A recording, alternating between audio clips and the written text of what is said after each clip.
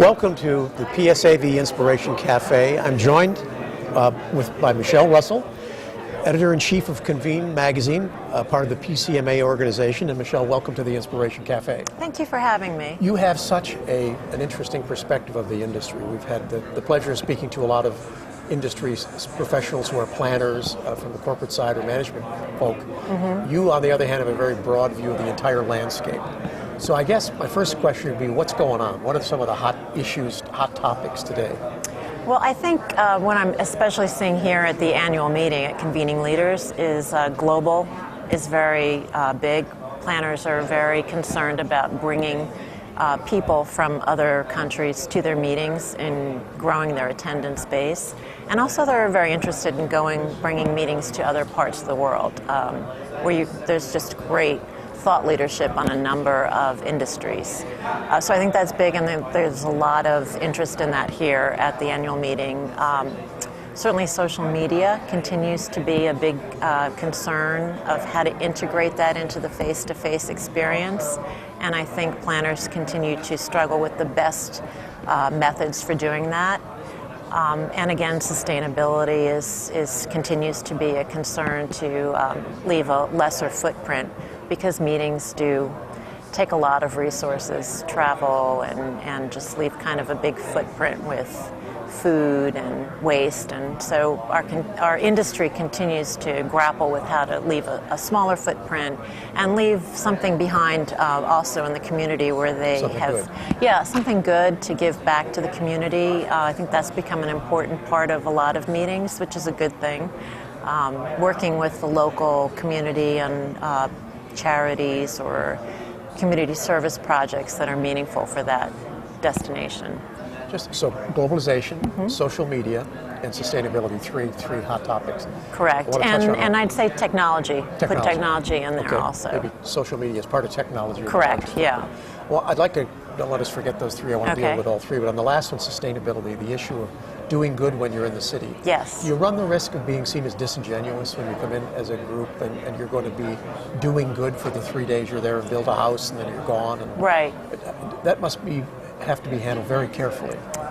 Correct. I think that some associations have an ongoing component to their membership. I know with PCMA, all of the chapters have community service projects throughout the year. So it's ongoing. It's ongoing. Right. But I think the idea for that is that you appreciate when you're coming to a community that you are helping them economically by bringing your meeting here, but you also want to help leave somewhat of a great impression of your visit. Right. And hopefully it's a little more lasting than something, well, even at your example, a house, at least it'll be there, or planting trees or anything like that. Our group did some murals as a community service project for, I think it was a homeless shelter or after school. I forget exactly the particulars, but so that'll be there for a while, and you can always point to that and say that's when PCMA was in town. Right. So I'll go back to the list. Globalization. Okay. Is that change in terms of the global perspective? The U.S. planning groups opening up and waking up to the rest of the world, or is it the rest of the world discovering the U.S., or is it that organizations now are just simply more global? I think they need to be more global, and I think that I think it's both. I don't think it's either or. I think it's both. Tapping into, I mean, especially for medical associations, you just can't think that we have all the answers here in the U.S. So you need to bring in those people from other parts of the world who may be looking at disease treatments differently, and to get that kind of thought leadership in science and medicine, technology. We can't always be thinking that we have all the answers. So bring them in here to talk about it, and also go out there and solicit, that kind of, like I said, thought leadership.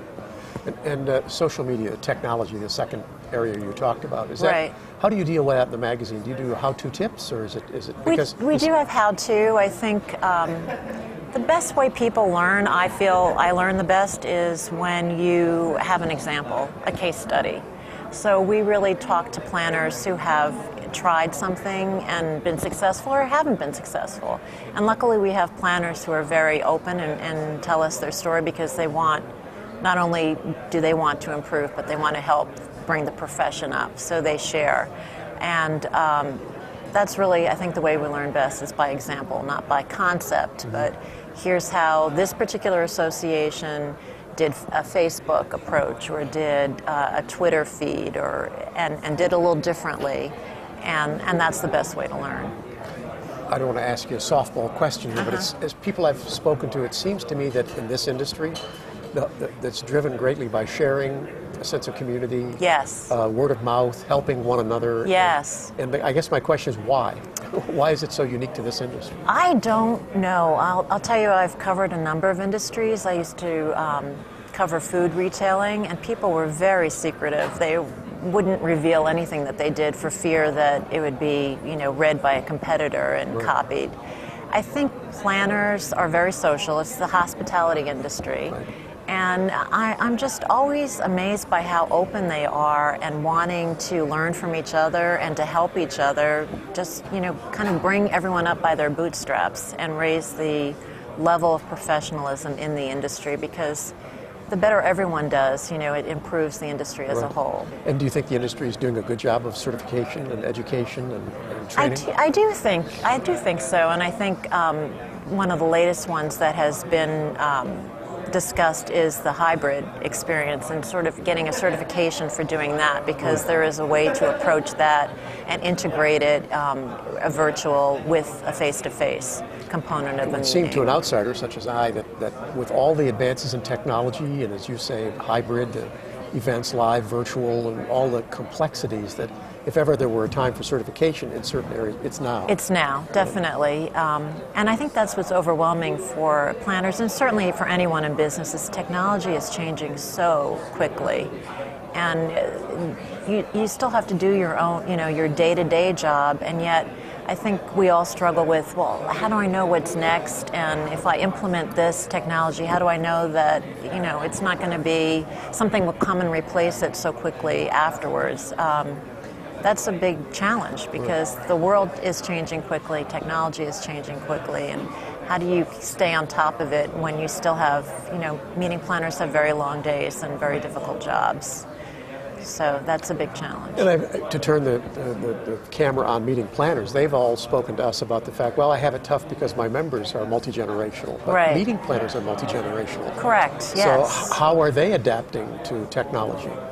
I mean, is it like the membership organizations where the older, more senior planners are not as familiar with some technology as younger? It's interesting, because I've had a younger person on staff in his 30s, and I think I would say he's much more natural around technology.